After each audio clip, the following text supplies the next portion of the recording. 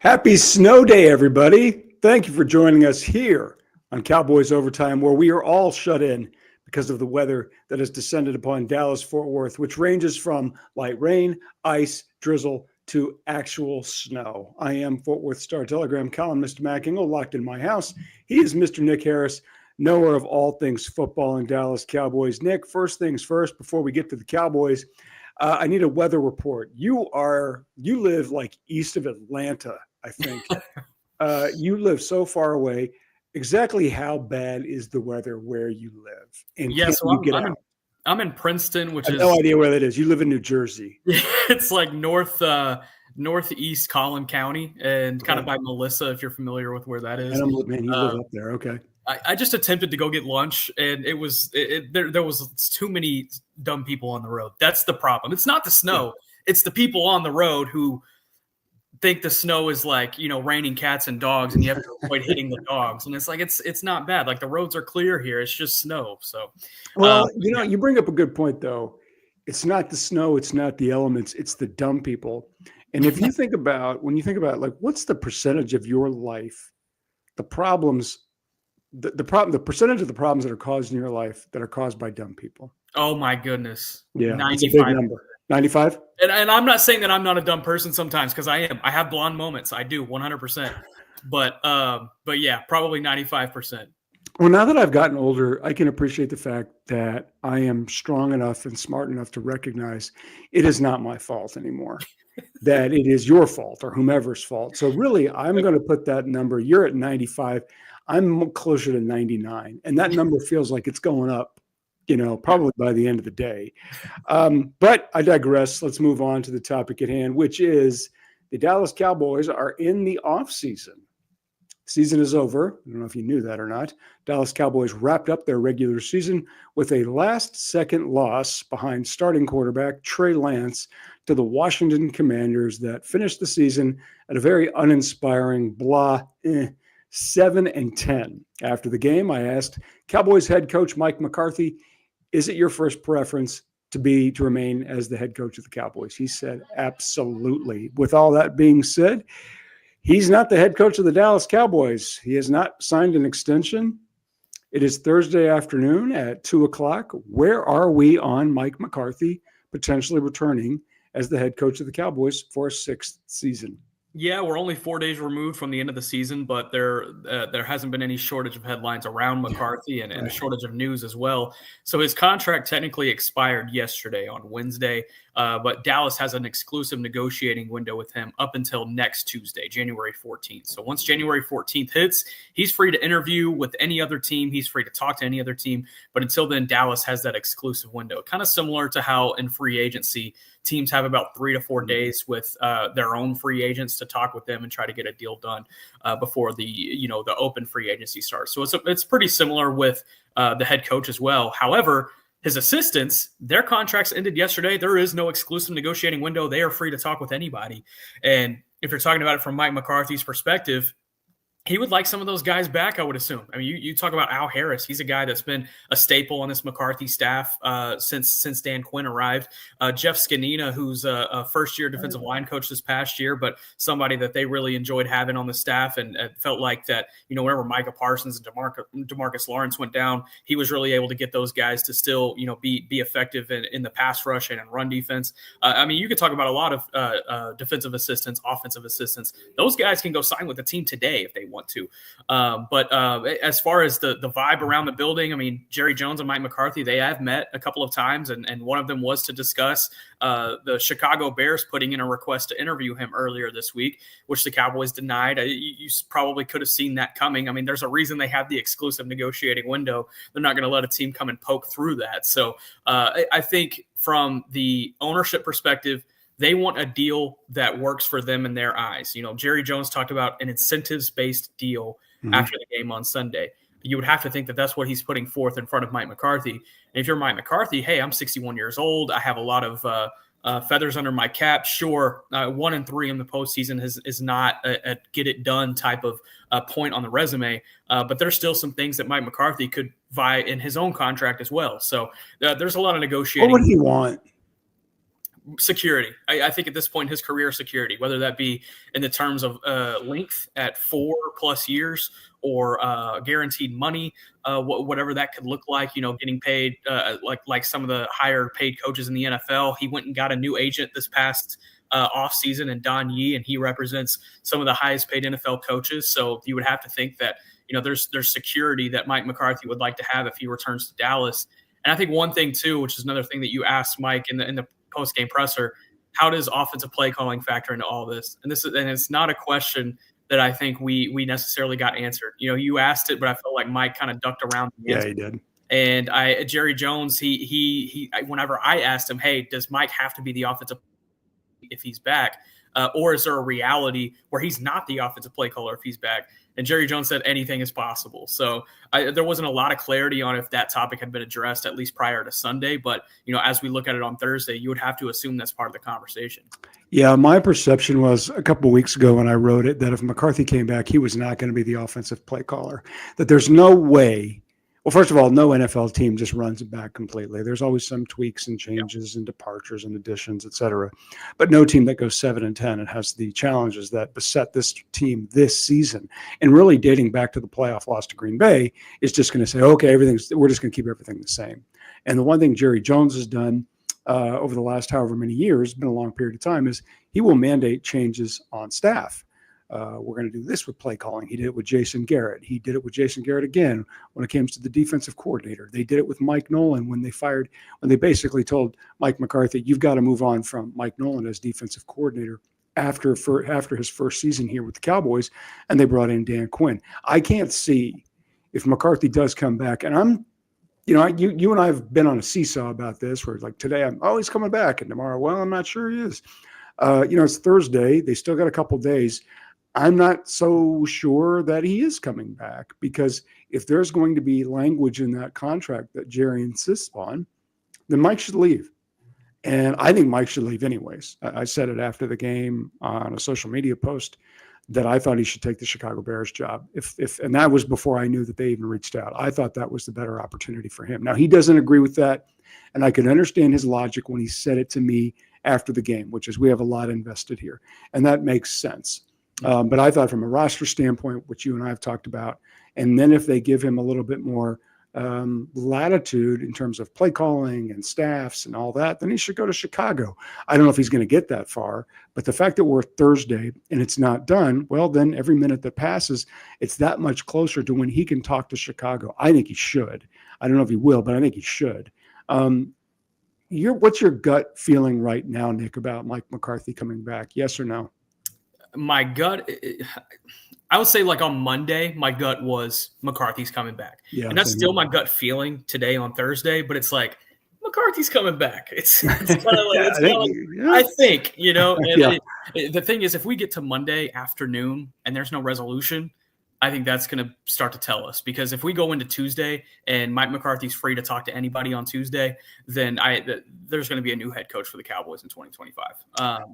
Okay, that leads me into the next where they take it that far. The best question is Mike McCarthy coming back the best move for the Dallas Cowboys? It depends on what the options are. What do you feel like the options are if you look outside and you say, hey, Vrabel is probably a slam dunk to the Patriots? You could pretty much throw that one out of the equation. Other than that, I mean, you're looking at, Kellen Moore. That's probably the most likely candidate. I know people are throwing around Steve Sarkisian's name. I just don't think, and Ryan Day's name, somebody tossed that out. I'm like, they're not hiring Ryan Day from Ohio State. I don't see as much transferability that exists now between the NFL and NCAA football. There's still not a lot of examples of college coaches making the jump to the NFL and it working. I know Jimmy Johnson obviously did. There have been others to suggest that no one has done it other than Jimmy, but Steve Spurrier didn't work. Chip Kelly didn't work. Urban Meyer was a disaster. So I just don't know. And I know a lot of people think a lot of good things about Steve Sarkisian and the job he's done at UT. I just can't see anybody in the college level that says, yes, The Bill Belichick thing is not going to happen. I don't think I don't think anybody wanted to hire him in the first place. And the only reason this has even come up is because Tom Brady has taken more of a role in terms of decision-making with his partial ownership of the Las Vegas Raiders. Belichick is a college guy now. He's at Carolina, Chapel Hill. Fine. So if there's anybody else, you mentioned Kellen Moore. It all starts with this reality.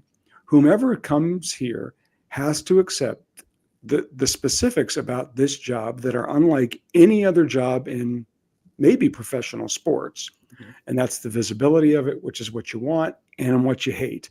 If you have to deal with it, and you got to deal with an owner who bought an occupation. He wanted to be a general manager. So that's what he is. Love it or hate it, that's what he is because he had the money to do it. So I think everything starts with that. And they know Kellen Moore. They like Kellen Moore. He's been here a long time before he went to LA. And then obviously he's had some success with Philadelphia. I'm kind of like you. I'm like, who else is out there? Okay, so you hire him. That's fine. I just think whomever you bring in, whether it's Mike McCarthy coming back or it's Kellen Moore, whomever else, I'm like, what's the ceiling of this team? And to me, what the ceiling of this team is what basically Mike McCarthy did for that 3-year run when they went 12-5. I just don't think, as good as they've been, and they've been very good, they've never been better than that. And I don't think whomever they bring in is probably going to change that. Yeah, I'm with you. And it depends on how much you value regular season success too. How much Joneses value that? I don't because Mike McCarthy was brought in to win playoff games. That's the baseline. So did you say Zach Taylor is a better coach than Mike McCarthy? That one's tough. I don't have as much. I probably don't have as much knowledge on Zach Taylor as maybe. No, I don't. I'm not an expert. No. The reason I bring him up is because Zach Taylor came over from LA, takes the Bengals job. He inherits Joe Burrow, Jamar Chase, T. Higgins, and some other really good players. And then the Bengals have postseason success twice. They've had 2 really good postseasons. They went to a Super Bowl and they went to an AFC Championship game. They barely lost. Yeah. Do you think? But their regular seasons have not been glittering. Yeah. Under Zach with Joe Burrow. Would you say Mike is better than? I mean, just looking at the records. Yeah, Mike McCarthy hasn't been able to win the big games. I can't really think of more than 3 games off the top of my head, talking regular season and playoffs, that big game going into it, and Mike McCarthy couldn't show up for it, or his teams couldn't show up for it, rather. Yep. You think about the Buffalo game last year, the Miami game last year. Those are 2 really big opportunities to win against AFC contenders. The Green Bay game, the 2 playoff losses to the 49ers. Granted, he beat an 8-9 Tom Brady-led team in Tampa Bay. That's a win, but, it doesn't look good next to the 3 losses. And 3 losses, I would say 2 of them in games you should have won. So I think it's a tough conundrum, but I think if you're looking at Mike McCarthy versus the candidates that would be available, there's only one in my mind that I think I would take over Mike McCarthy. Who? And it's Kellen Moore. I would. But he's plan B. That was led me to my next topic is like, who is plan B? If Mike does leave, and again, I'm going to say it again, I think he should, but if he doesn't, they got to find somebody who's somebody. Yeah. And that would be my realistic candidate. It would be Kellen Moore. I think any chance Vrabel's sitting tight on this? Say that again. I know. Is there any chance Mike Vrabel's sitting tight on this? I think this was the job Mike wanted when he left Tennessee last year. He was fired, but I think this is the one he has wanted for a while. Yeah, and I will say Vrabel has a great relationship with the Joneses. They hang out at the Combine. They hang out in NFL league settings. So whenever he was the head coach with the Titans, but I don't know necessarily what his thought process is around going back to the Patriots and being able to build that back up, or to come, be a part of this soap opera that's 365 days a year that Jerry Jones puts on. I don't know. It would be an easier job to go to New England with the draft capital they have, the young quarterback they have, and the cap space that they have available. It would be an easier fix than I think it would be necessarily to come into the Dallas situation. Everything is already fixed into what you have. You have to figure out how to win with what you have. Whereas in New England, he can build it up. Worst case, Mike McCarthy leaves, Mike Vrabel's hired, Kellen Moore goes to the Saints. Okay. Or something. Yeah. All those guys are gone. This is worst case. All those guys are gone. What do they do? Talking realistically, because I don't think they go after a Ben Johnson or an Aaron Glenn. I just, that doesn't feel like their MO. Realistically, Pete Carroll. It's a guy who's won a Super Bowl. He's got pedigree of winning. He's got a pedigree of turning programs around. Granted, he is 72 years old, so it couldn't be a long-term fix, but it's a situation where you bring in Pete Carroll, you bring in a Pete Carroll staff, and you hope that you can kind of groom somebody to be the Pete Carroll takeover guy whenever Pete Carroll does get a little too old. Great answer. Okay, that we have addressed the coaching staff situation. Now that they're into the offseason, what are the player personnel priorities for this team that they will address A, B, C? Yeah, that's going to be fascinating. I think A is the free agents that they have going out of the building because they need to retain some of those guys. Which one? It can't be a situation like last year where they let so many walk away. It's So dumb. now granted, I'll give the front office credit because I think they got more flack than they maybe deserve when you look at the end of the picture. Because Tyron Smith, yeah, that would have been a horrible investment if you brought him back. Absolutely. What he did in New York. Tony Pollard, Rico Dowdle finished with the exact same amount of rushing yards as Tony Pollard did this year in Tennessee. Granted, he scored a few more touchdowns and he was a little bit more active in the receiving game. But if you're talking about running game impact, Rico Dowdle brought that for you. It just took a while for that to get going. And you look at some other guys, and there's some similar outcomes. But Osa Odigizua, Jordan Lewis, Rico Dowdle, I would make the argument for Eric Kendricks. There are guys that you have to be able to bring back to create some continuity, specifically with this defense, because more likely than not, you are going to be heading into a year where it's the third different defensive coordinator in 3 years, fourth different defensive coordinator in 6 years. You need some sort of continuity on that defensive side of the ball. You need as much as possible, and bringing back some of those guys, I think, would help do that. Now, granted, you can draft some guys, you can draft some young guys to help fill in some holes. They need a complete overhaul of their safety position in my eyes. But I think if you bring back as much continuity in that front seven, it could help a lot. You know, when I look at last season, it wasn't so much – I didn't mind – I certainly didn't mind them letting go of Tyron Smith. He's a great pro, maybe a Ring of Honor player for a long time, but we knew he was at the end. He just battled so many injuries. We knew he was at the end. That one didn't bother me. The same for Tony Pollard. That one really didn't bother me. The part that bothered me isn't who they let go. It's the fact that they didn't bring anybody in to shore up obvious holes. And I'm sorry, Eric Kendricks doesn't count. But when you let Dorrance Armstrong go, whatever you think of him, you better find somebody who can do what he did as a rotational guy. And they didn't. And they certainly never addressed really the backup tight end position and certainly the receiver position. I mean, those were major holes. And then you mentioned, obviously, safety. They have Band-Aided that position for years, and they will continue to do again. And I understand you're not investing a first-round pick on a safety is kind of it's a little dicey sometimes, but they also, you get what you pay for sometimes. They keep looking for Darren Woodson. They don't find him. All right. We do have a few more things to talk about here on Cowboys Overtime, specifically the NFL playoffs start and the college football playoffs continue. First, let's hear from our friends at Window Nation. Window Nation, the star of window replacement and proud partner of the Dallas Cowboys, can help you fill the house this season with savings. Buy 2 windows, get 2 free, and make no interest payments for 60 months, 5 full years. Fill your house for a customized authentic Dallas Cowboys jersey while supplies last. You could even help fill the Cowboys house and win tickets to a game. Visit windownation.com/Cowboys now for details. Call 866-95-NATION. Window Nation, proud partner of the Dallas Cowboys. Thank you very much, Window Nation. Back here on StarTelegram.com, even though we are all living in Ice-Mageddon. I'm Mac Engel. He's Nick Harris. Cowboys aren't in the playoffs. Didn't know if you knew that. The playoffs continue, however. Not sure the committee got it right. The AFC wild card round is tomorrow on Saturday as we are in wild card weekend. A whole bunch of teams are obviously in it, 7 teams per conference.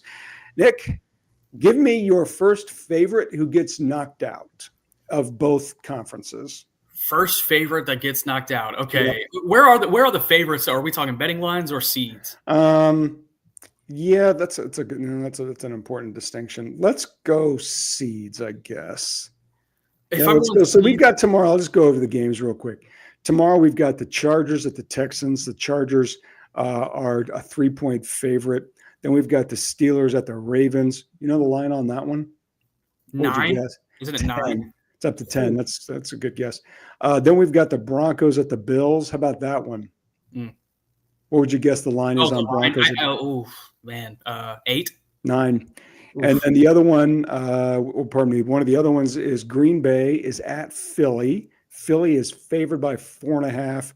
Then we have Washington at Tampa. Tampa is favored by 3. That surprises me. No, that should be about right. And then the last one is very interesting, which is the Vikings against the Rams. What would you guess the line is on Vikings at Rams? I just saw this earlier. Okay. 1 point, right? 1 point, yeah. Crazy. So these are all the teams that are playing this weekend. Obviously, should be a great slate of games, or we think. Although a few, some of this looks like the college football playoff betting lines, to tell you the truth. A lot of big numbers, 10, 9, 10. So of those teams that I mentioned, which one of the favorites do you think is going to go down first? So we're talking betting favorites? Yeah, let's go betting favorites. Let's go betting favorites.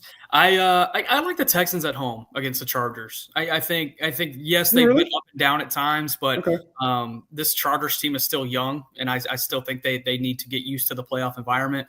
Being in Houston, I think CJ Stroud and company can get that one done. That's probably one I look at. You can convince me of that one. Obviously Houston didn't have the season that it was expecting. It's still in the playoffs. This is a franchise that has never been to a conference championship game. How very Texas of them, ever.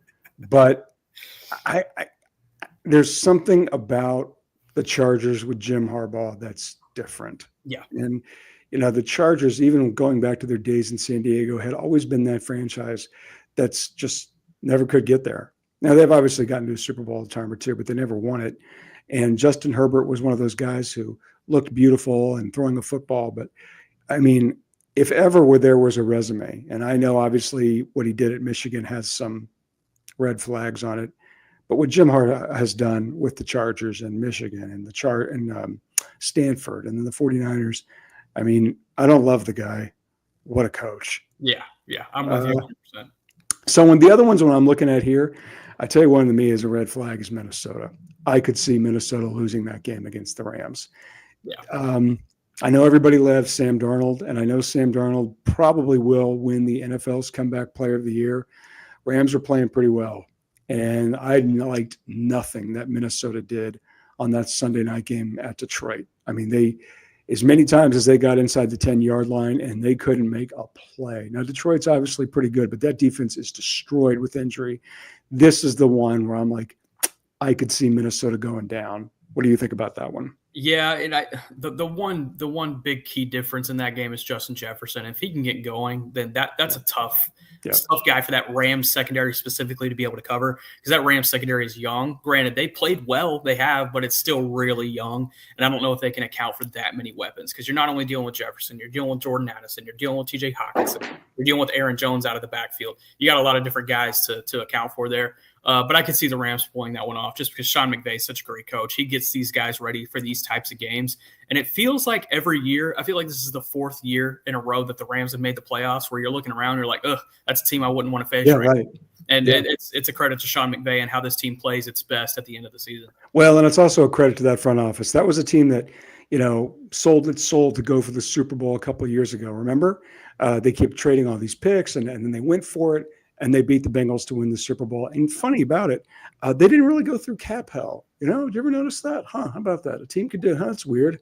I only thought they went through draft pick hell, but that was fine though. It didn't hurt. Didn't get them. Yeah, they're still pretty competitive. Who's your Super Bowl favorite? There's something about this Ravens team.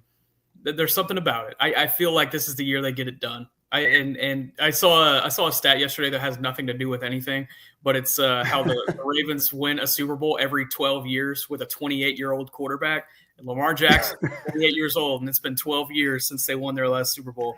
Give me the Ravens. That's a good pick. Kansas City's defense is not getting the amount of attention it deserves. It's great. That defense is legit because that offense is not that great. Obviously, Travis Kelce's still a hell of a player. Patrick Mahomes is as good as there has been. That defense is, to me, is a game changer. The only reason I'm not going to pick Kansas City, one, winning 3 in a row is really, really hard. That's statistically, it's never been done. So I'm not going to – I typically don't like to bet on teams to do something that haven't been done, just statistically. Yeah. So I'm not going to go with Kansas City because I think if they get into a close game, which they will, they've played a ton of close games and they've won almost all of them. Yeah, their magic's going to run out eventually. Yeah, I'm betting on that. Eventually, you just run out of luck. And so I'm a big Josh Allen guy, and I'm a sucker. I want a storyline. I think we're all sleeping on Philly. I think Philly's pretty good, but I am a sucker for a story. So give me one pride. Give me the Lions. Give me a little of that Glenn Rose, Dan Campbell, former Cowboys tight end great. So that's the team that I'm picking, but I know I'm picking them because my heart's into it. Okay, last topic, and then we'll wrap it up. College football playoff. The Final Four is here tonight in Miami. It's the Orange Bowl, Penn State and Notre Dame. And then tomorrow night, weather permitting, looks a little worse in the last 20 minutes as these trucks have driven up and down my street. We have Texas and Ohio State. Now, I did talk to some Cotton Bowl officials yesterday. That makes me sound very important. And they felt very good that the weather, specifically the sunlight, would be out tomorrow, and that the roads would be passable, and that we will proceed with the Cotton Bowl starting at 6:30 tomorrow night at AT&T Stadium. You and I talked about this briefly last week. I doubt anything has changed. Penn State is the underdog. Don't see that very much in these situations against a Notre Dame team that in the playoffs has been awful. But Notre Dame looks pretty good. They beat the living you-know-what out of Indiana, and then they went on and they beat Georgia in the Sugar Bowl. What's your gut feeling now about Notre Dame and Penn State? Can I go off on a little bit of a tangent about Notre Dame? Sure, absolutely, please. I think Notre Dame is benefiting a lot of the NIL era with so many of these top 15 to 20 programs leveling out a little bit more because you're not seeing a program just get all of the guys like they were before. You're starting to see these random 5-stars end up at Iowa or Miami. Miami's been huge in the NIL transfer portal era, and they just weren't a contender in the early days of the playoffs going back about 10 years ago. So Notre Dame has really benefited by the leveling of the scales because they've been right here, and now all these teams are coming right back down. Now, that's no discredit to Notre Dame because it takes a lot to stay right here too. So I don't think it's necessarily a case where Notre Dame has its best team ever. I don't necessarily believe that, but I think they are in a really good position here to contend. I'm taking Penn State though. I'm taking Penn State in the Orange Bowl, and I'm taking Ohio State in the Cotton Bowl. Yeah, I'm taking the one thing about this Notre Dame team that they haven't in a while is they have legit speed at skill positions. They'd every now and then have a pretty good quarterback. They'd have obviously some good offensive linemen, every now and then a dynamic player in the front seven. But when you saw those playoff games where they got destroyed by Florida State and Alabama, they couldn't keep up. They literally could not keep up. And this Notre Dame team can keep up. Doesn't mean they're going to win. I think they're going to beat Penn State. And I think Notre Dame is a 1.5 point favorite. So it's not like it's a blowout. I just have a feeling Notre Dame is going to beat Penn State, get to the championship game, and lose against Ohio State. Ohio State is the best team money can buy, and the best thing that happened to it was losing at home to Michigan. Texas is obviously really good. You and I talked about this before. It just depends on which team that shows up. I think Ohio State is locked in right now, and I think Texas will make a game of it, but I think ultimately Ohio State, with 85th-year quarterback Will Howard, will win. All right, we've had a lot of fun talking about all things Dallas Cowboys, and make sure to follow the Dallas Cowboys on StarTelegram.com, as well as Ice-Mageddon 2025. Please stay safe. Nick, stay inside. That goes for me too. Thanks, Candy. For all of your Cowboys coverage needs, keep it here. See you next week.